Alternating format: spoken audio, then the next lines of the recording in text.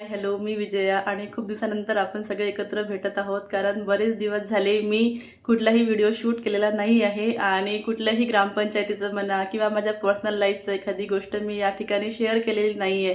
जे की मी ठरवलं होतं मी आणि हर्षदने की आम्हाला रोज काहीतरी या यूट्यूबच्या माध्यमातून आपली जर्नी ही हे करायचे आहे, पुढे चालवायचे आहे आणि आपल्या आयुष्यातील लहान मोठ्या गोष्टी आपल्या ग्रामपंचायतीमधल्या किंवा आपल्या पर्सनल लाईफमधल्या ह्या शेअर करायच्या आहे.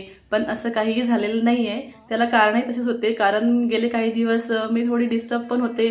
कारण बऱ्याचशा डेथ जे आहे, बरेचसे मृत्यू जे आहे 2 ते 3 आमच्या इथे झालेले होते जवळपास. आणि त्याच्यामध्ये मग मी त्या विचारांमध्ये आणि त्या आठवणींमध्ये राहून गेली आणि कामाच्या व्यापामध्ये आणि या सगळ्या गोष्टींमध्ये इच्छाच झाली नाही की आपण दुसरा कुठला व्हिडिओ वगैरे हा करायला पाहिजे. कारण माझे एक मोठे वडील मरण पावले, एक चुलत आत्या मरण पावले, एक आजोबा मरण पावले आणि हे सगळे लोक असे जेव्हा मरण पावल्याची बातमी आपल्याला मिळते तर तेव्हा त्याच्यानंतरच्या ज्या आठवणी आहे, कारण मी तर आधी गावात राहायची, त्याच्यामुळे त्या लोकांचं जे बॉन्डिंग आहे, त्यांनी लहानपणापासून दिलेलं आपल्याला जे काही प्रेम आहे, ज्या काही गोष्टी आहेत त्या अशा आठवतात आणि मग त्यामध्ये बराचसा वेळ हा निघून जातो सगळ्या त्या प्रोसेसमध्ये. आणि त्याच्यानंतर ग्रामपंचायतीचे कामं, घरचे कामं, या सगळ्या जबाबदाऱ्या, यामध्ये कुठेतरी हे यूट्यूबला व्हिडिओज करणं टाकणं हे कुठेतरी झालं नाही शक्य.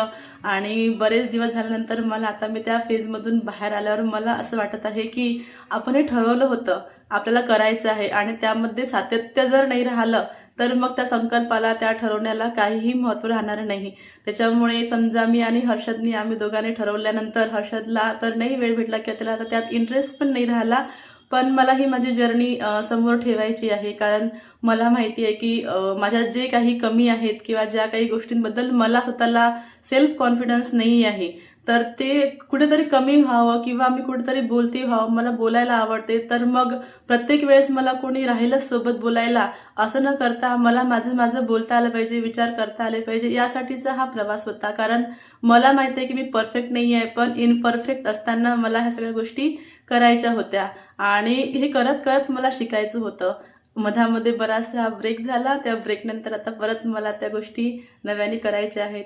नक्कीच भेटूया आणि शेअर करूया छोट्या छोट्या गोष्टी माझ्या इनपरफेक्ट लाईफमधल्या, काही होणाऱ्या, जे परफेक्ट होत जातील गोष्टी त्यासाठीच्या.